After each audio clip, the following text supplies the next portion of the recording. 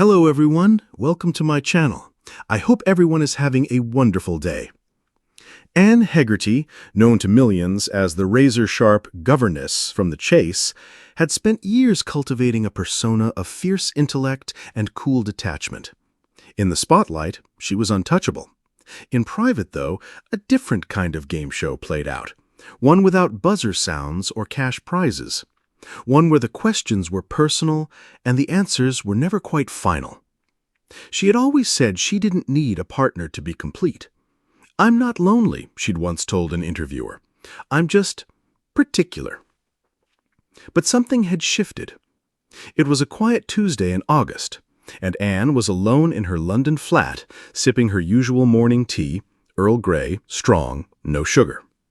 The sun filtered through the half-closed blinds, and a pigeon cooed just outside her window. The world felt still. Too still. She glanced at her phone. No new messages. Her group chats had gone silent after the last quiz night. She scrolled through a few old photos. Ones from award shows, dinners with fellow chasers, book launches. She stopped on one taken 5 years ago. Her and Michael. Michael. They had met during a celebrity charity event. He was a historian, warm-eyed and quietly witty. Nothing flashy, no ego, just someone who listened. They had bonded over obscure trivia and their shared love for classical music. For a moment, a few months really, Anne had thought, maybe this is the person I could make space for. But she pulled back. The routines she loved, the quiet, the control, the solitude, seemed too precious to risk. She told him gently but firmly, "This isn't right for me." He'd nodded, said he understood, but his eyes said he didn't. Anne had moved on, or so she believed. More shows, more panels, more questions. The persona of the governess was a fortress. It kept her safe. Until mornings like this one. Loneliness. That word used to make her bristle. It implied lack, a deficit she refused to acknowledge. But now, in the stillness of her immaculate flat, it didn't feel like a weakness, it felt like honesty.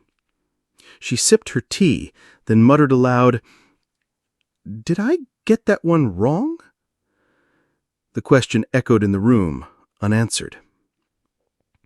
Later that day, during an interview with a lifestyle podcast, the host casually asked, "Do you ever regret not pursuing a long-term relationship?"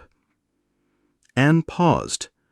Normally, she'd deflect with wit, a joke about being married to trivia.